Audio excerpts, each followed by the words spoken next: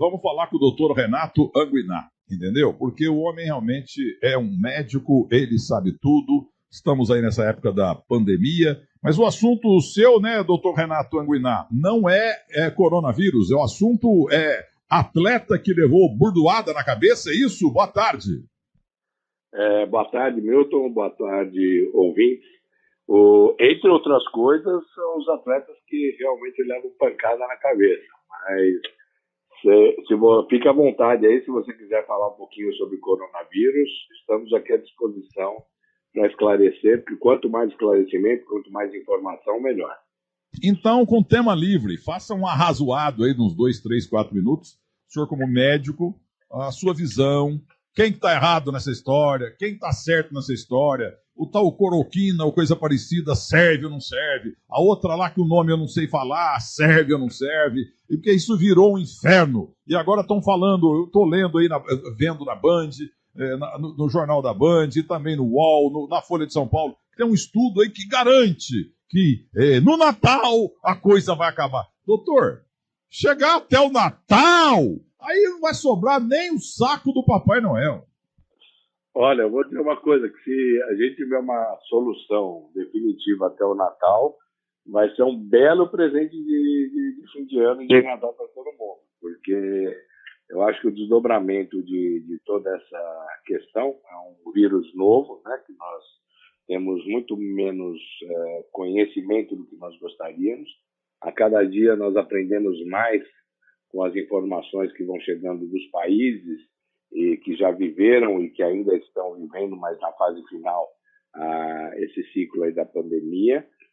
Nós agora estamos aprendendo bastante com os nossos próprios estudos feitos aqui no Brasil, pois o epicentro está se deslocando aqui para o Brasil, né, em termos de número de casos e de mortes, ou seja, agora é a nossa vez de viver aí esse drama todo que nós assistimos pela televisão de longe, agora isso está dentro de casa, né?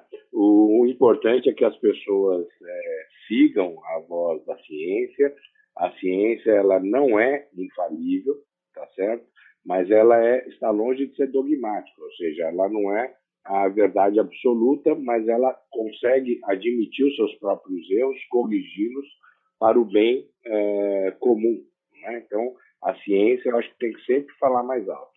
E no começo, eventuais estudos que poderiam mostrar algum benefício pequeno que fosse em relação à cloroquina, isso se aumentou o número de maneira enorme de pacientes testados com a cloroquina, de estudos testados com cloroquina, e a ciência hoje sabe que a cloroquina, para o combate do coronavírus, não é uma droga eficaz em nenhuma das fases.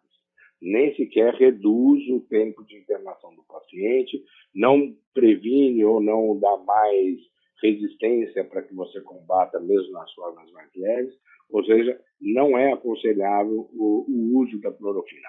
Não vamos entrar aqui em debates nem questões, vamos dizer assim, de ordem política ou de crenças das pessoas. Eu estou falando simplesmente do ponto de vista científico e do que os artigos, ou seja, os estudos bem feitos, mostram em relação ao medicamento. Pois não. Guilherme Heredia Cimatti, diga também para o doutor Renato Anguiná, que talvez ele não saiba, quem é que testou negativo, ainda bem, no governo brasileiro? Foi o general Heleno ou o general Mourão com a esposa? Hamilton Mourão, Milton. Ele que é vice-presidente da República. Inclusive, temos manifestação em Brasília. O presidente Jair Bolsonaro saiu lá no Alvorada para poder recepcionar os manifestantes, poder ter algum tipo de contato. Então, duas informações. O presidente está na manifestação em Brasília, e o Hamilton Mourão, que é vice-presidente da República, ele testou negativo para o coronavírus.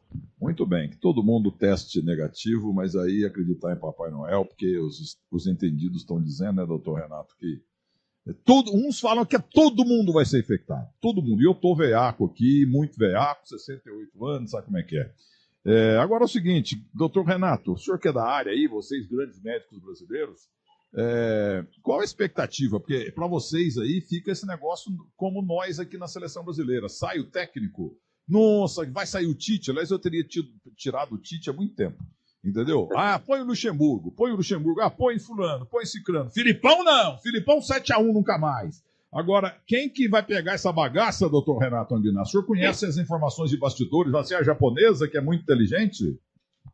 Não, veja bem, como eu falei, isso é uma decisão muito mais agora política, né?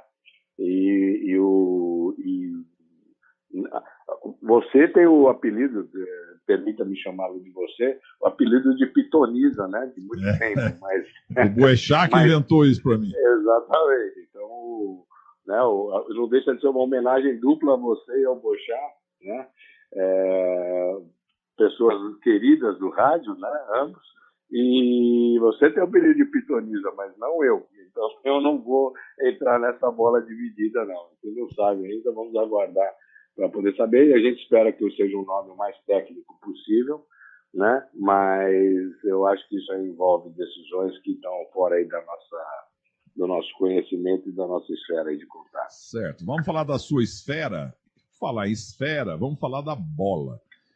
Porque o Ideraldo Luiz Bellini, quando ele morreu, o cérebro dele foi retirado e foi estudado, porque a bola de capotão de antigamente, ele era um back espadaúdo, como diria Fiore Gigliotti, um back grande, muito forte, e ele tirava muita bola de cabeça. Mauro Ramos de Oliveira também, tal, o fantástico Ayrton Pavilhão do Grêmio de Futebol Porto-Alegrense. Então, e ele ficou com Alzheimer no final da carreira, entendeu? Uma vez até, ele morava ali na região da Cerro Corá. Aí ele chegou num posto de gasolina, ele morava ali do lado, e entrou no táxi, o Ideraldo Luiz Bellini, o primeiro homem a levantar, o primeiro capitão brasileiro a levantar a taça Júlio Zemir na Copa de 58. Então ele pegou o táxi e não falava coisa com coisa. O motorista foi guiando, dirigindo, foi para Paulista, desceu Augusta e tal, foi lá para baixo, voltou na Rebouças e tal, e voltou lá no posto de gasolina e ele desceu. Aí o posto de gasolina já sabia, lá o dono, lá, o frentista, que ele estava com problema já de cabeça, das ideias, como diz o Denilson Show.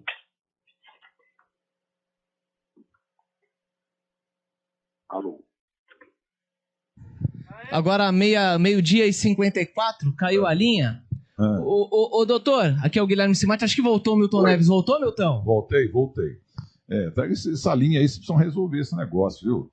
Então, doutor, o Ideraldo Luiz Bellini teve o cérebro estudado para ver se as boladas que ele levou, desde Itapira, terra dele, depois no time do Vasco, na seleção brasileira, no São Paulo, no Atlético Paranaense, se aquilo não deformou o cérebro dele a ponto que ele ficou com sintomas de Alzheimer. Ele perdeu totalmente as ideias, como é dito no interior. Bolada demais realmente complica isso aí. E principalmente o seguinte, a bola de antigamente, que era a bola encharcava, porque não tinha aquela proteção hoje daquela fibra, né? Quer dizer, daquele elástico, daquele plástico especializado lá que suporta até lava, neve, chuva, etc. e tal. A bola de hoje. Agora a bola de ontem era um capotão pesado. A bola pesava X quilos, depois passava meio quilo, sei lá quanto pesa uma bola, e passava encharcada a pesar 3 quilos. É isso que deteriorou o cérebro dele? Então, se você me permitiu, eu vou contar uma historiazinha sobre isso, que eu acho que vale a pena. Na verdade, o diagnóstico final do Bellini, depois da captação do cérebro dele para o banco de cérebros lá da Faculdade de Medicina da USP, o diagnóstico final, já no anátomo patológico, ou seja, analisando o cérebro, né, depois que ele havia falecido,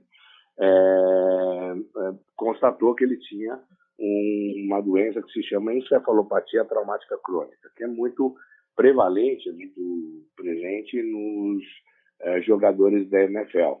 E as pessoas, até as que estão em casa, que às vezes querem assistir um filme, podem assistir um pouquinho a história desse diagnóstico, não do Bellini, mas do que é a encefalopatia traumática crônica, num filme encenado pelo Will Smith, que se chama em inglês concussão, e em português eles deram um nome super maravilhoso, que é Um Homem entre Gigantes, ou seja, ninguém vai correlacionar uma coisa com outra, mas na verdade é a história do começo desse século, depois dos anos 2000, da descrição desta doença, da encefalopatia traumática crônica, nos jogadores de futebol americano. No nosso futebol, eu fui aquela pessoa que estava no lugar certo na hora certa, né, em relação ao Bellini.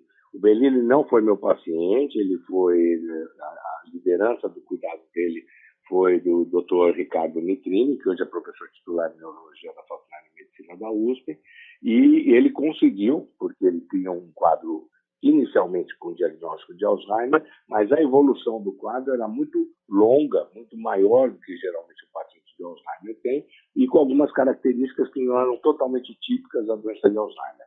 Na fase inicial, era totalmente possível fazer esse diagnóstico, porque é muito parecido, mas na evolução da doença, isso foi se mostrando algumas dúvidas sobre o diagnóstico. E a esposa do Bellini, de maneira bastante, vamos dizer assim, colaborativa com a ciência, para poder entender o que o marido tinha tido, doou o cérebro dele para a Faculdade de Medicina da USP. Uma parte desse cérebro foi analisada aqui no Brasil mesmo, em São Paulo. Uma parte foi para São Francisco, na Universidade de São Francisco, da Califórnia. Quem fez essa análise anatopatológica foi a doutora Lea Greenberg. Quando esse cérebro retornou os fragmentos, o estudo, que ia ter um congresso no Brasil, uns 6 meses depois do falecimento do Bellini, ia ter um congresso internacional de neuropatologia, e veio para cá grandes nomes para o Brasil, e um deles foi a Anne McKee, que é considerada a papisa, foi com quem eu tive uma parte da minha formação em Boston, na Universidade de Boston, né, a chefe do setor lá de neuropatologia de Boston, e se reuniram a Lea Greenberg, eu e a Anne McKee, por isso que eu digo que eu estava no lugar certo na hora certa. Eu tive a oportunidade de ver a discussão entre duas grandes neuropatologistas sobre os fragmentos do cérebro do Bellini, e dali publicamos em conjunto um artigo que foi o terceiro caso relatado de encefalopatia traumática crônica, naquela ocasião, em jogadores do nosso futebol, do soccer. Hoje já tem mais casos. Naquela ocasião, tinha coisa de 2, 3 meses, 2 jogadores que foram diagnosticados e feito o estudo na Inglaterra, e o terceiro caso publicado no mundo foi o do Bellini. Então, a conclusão é que ele não teve Alzheimer e sim encefalopatia traumática crônica causada por essas boladas, na época, né, chamada bolada de capotão, né, que ficavam encharcadas e tudo mais, e hoje, mais do que as boladas, as cabeçadas, né? Hoje o jogo é mais físico, as distâncias entre os jogadores cada vez menores, e muito mais do que cabecear a bola, a gente vê toda hora jogador cabeceando a cabeça do jogador, e é por conta disso, inclusive, que hoje a gente desenvolve, graças à visão, né, já sempre na frente do Dr. Joaquim Grava, nós desenvolvemos uma consultoria em relação à parte de traumas de crânio e concussão, inclusive com exames que estavam sendo feitos pré-temporada, junto ao Corinthians. Agora, doutor, os zagueiros de hoje, eles estão sujeitos também ao que aconteceu com o Bellini? Ou a bola hoje é mais leve, chovendo ou não? Então, não pela bola. Por exemplo, nos próprios Estados Unidos e agora na Irlanda, na Escócia, alguns países ligados à comunidade inglesa, né? Não na Inglaterra em si, está se proibindo o cabeceio da bola. Existem estudos, principalmente em crianças, né? Não em adultos, não no jogo profissional. Porque o que se sabe é que não é o cabeceado da bola em si, mas a proximidade de duas pessoas disputando a bola no ar e às vezes olhando para a bola, de cabecearem uma à cabeça da outra, é muito mais danoso do que o cabeceio da bola per si. Existe um estudo, inclusive, feito há 2, 3 anos atrás, com o professor Paulo Caramelli, lá da Universidade Federal de Minas Gerais, junto com o Dr. Rodrigo Lasmar, da seleção, com o Atlético Mineiro, mostrando que o cabeceio da bola, eles fizeram um estudo bastante interessante, mostrando que não há nenhuma consequência em relação a só cabecear a bola. O pior é esse choque de cabeça entre os jogadores.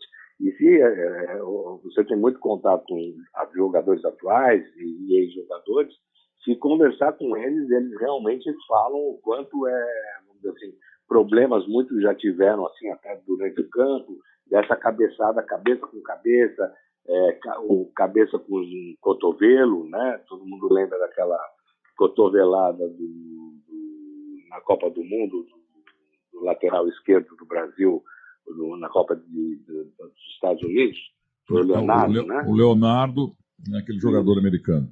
Isso, e o jogador americano, inclusive, convulsionou na hora. Então, esse tipo de trauma, eles são muito mais importantes do que a cabeçada na bola em si.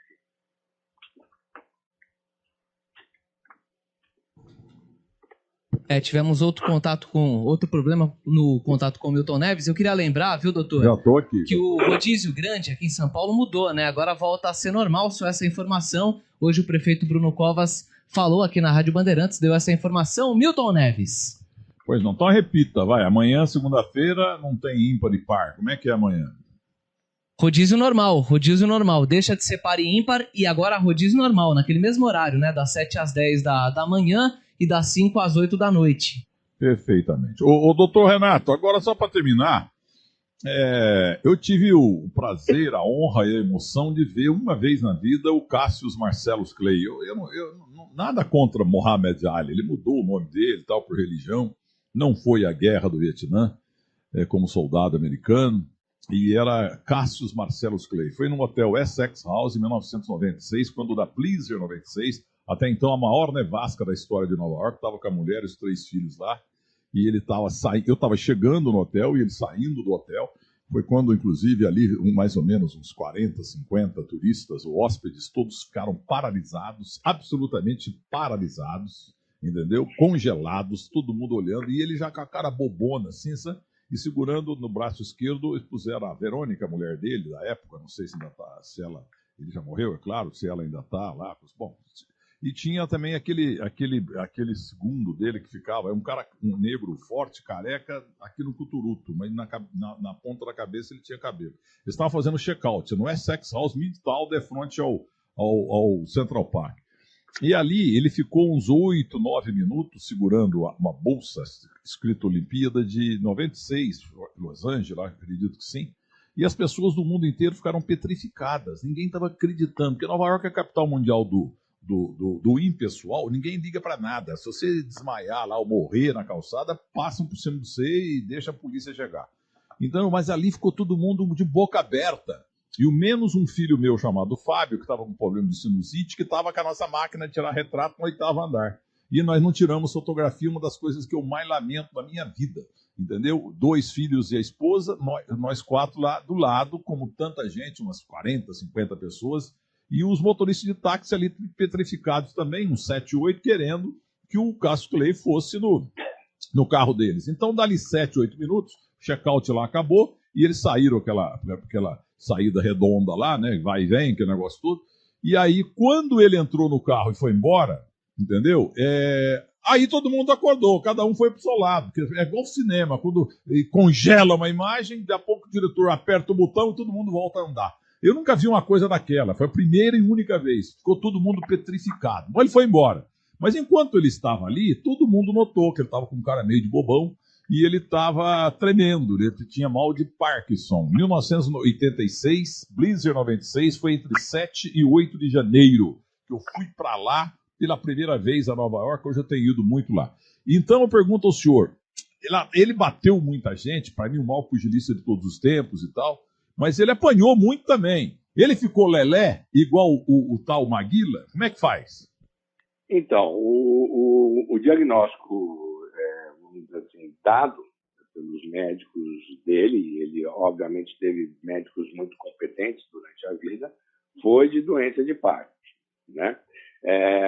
A comunidade científica tinha uma curiosidade monstruosa de poder colocar a mão no cérebro do Cassius Clay depois que ele viesse a falecer, para poder saber se era realmente doença de Parkinson ou se fazia parte de uma dessas manifestações clínicas da encefalopatia traumática crônica, que é o Parkinson pugilístico, né?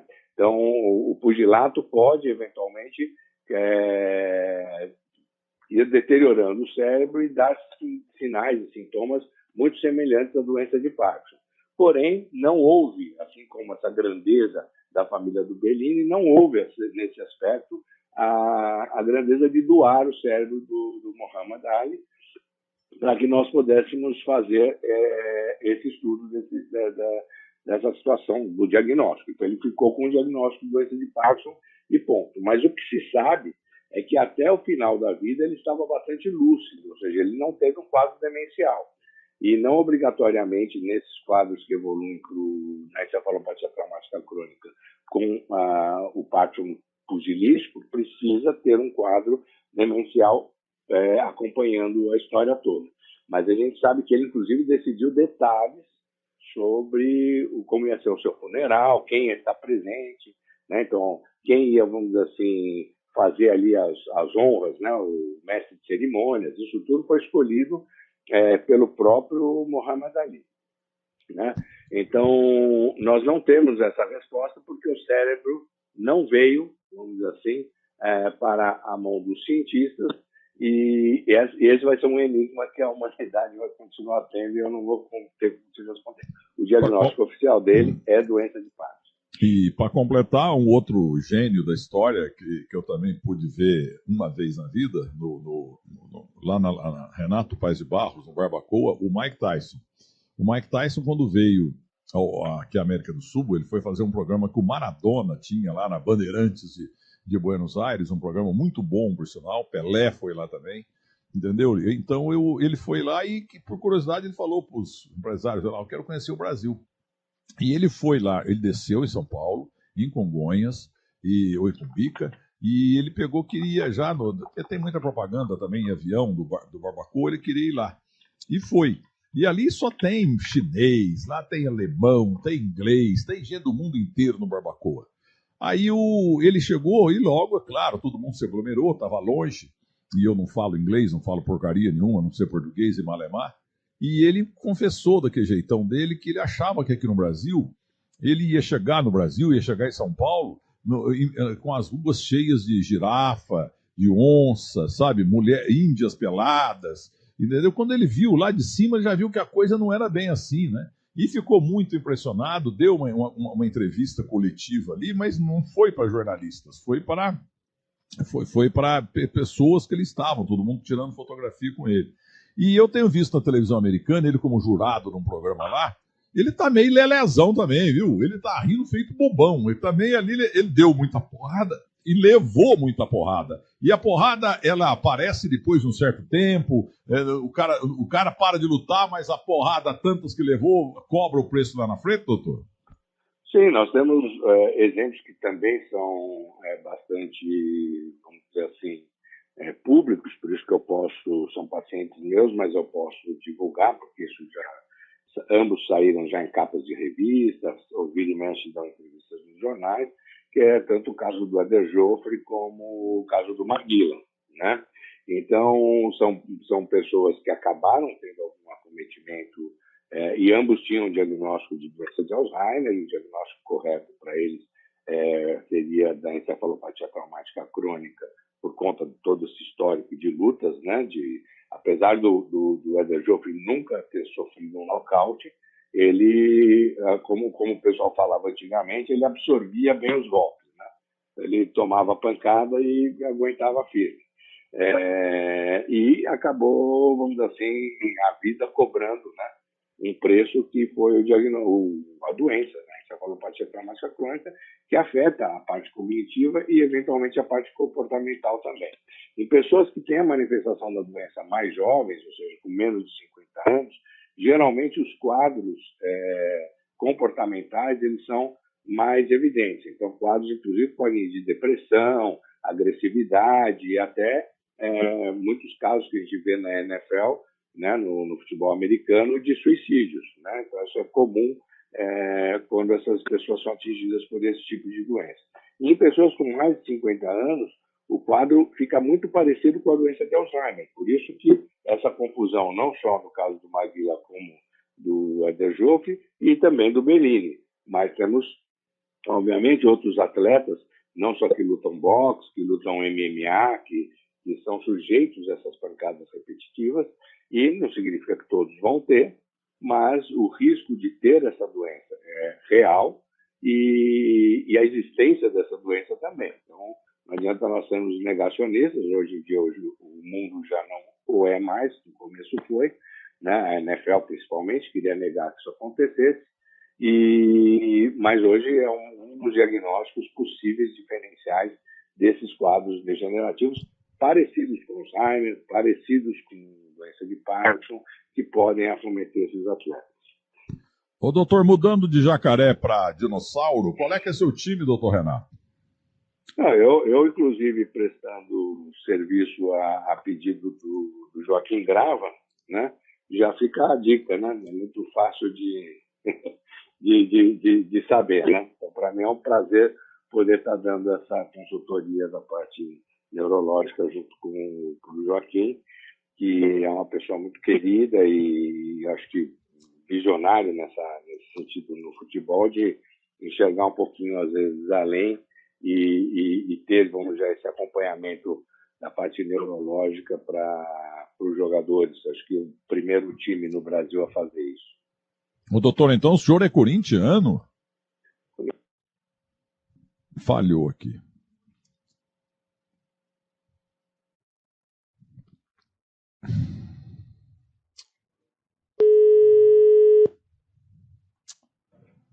Tivemos um contato com o problema de contato, um novo problema de contato com o Milton Neves. Não, já estou aqui. O doutor Renato, o senhor tem esse defeito? Ele também saiu da linha? Também. Caíram os dois ao mesmo tempo. Narciso Vernizzi Filho de Oliveira. Não tem culpa, é conexão. Essa conexão tinha muito problema nos anos 30, nos anos 40, entendeu? Mas eu queria só completar com o doutor Renato Anguiná, entendeu? Falou muito bem do Joaquim Grava. O Joaquim Grava, ele fala que é corintiano, não conheço bem, do Lelis Tratoria da Alameda Campinas, entendeu? Ele vai lá tomar vinho comigo e fala, eu não sou corintiano, eu sempre fui palmeirense, entendeu? Devido ao Valdir Joaquim de Moraes. Joaquim Grava é palmeirense devido a... O Joaquim Grava é palmeirense desde moleque devido a Valdir Joaquim de Moraes. Ele fica aí com esse negócio de Corinthians e tal. Ô, doutor Renato, qual é que é teu time, doutor Renato? Então, eu não fico em cima do muro, não. Como eu falei, eu sou um corintiano, mas eu sou um corintiano que a gente sabe separar a parte profissional da parte esportiva. Ou seja, na hora de torcer, e aliás, esse ano está sofrendo um pouco, né? Eu sou corintiano, mas na hora de atender meus pacientes que estão ligados ao esporte, ao futebol, nós somos, acima de tudo, médicos, né? Isso vem na frente. Mas o doutor Raul Gutaid, que me operou outro dia de hérnias aqui no abdômen, entendeu? Lá no Sírio-Libanês, falou que estudou com o senhor e que o senhor sempre foi torcedor do São Paulo, doutor Renato. O senhor é um vira-folha. Uma boa tarde para o senhor e sem cabeçadas aí nas bolas e também dos pugilistas. Pugilista não levar porrada na cabeça é igualzinho jogador não chutar no gol. Um abraço para o senhor, doutor Renato. Grande abraço, foi um grande prazer e estamos à disposição para qualquer dúvida futura. Um grande abraço para vocês e fiquem em casa, se cuidem, isso é importante. Um grande abraço. Muito bem.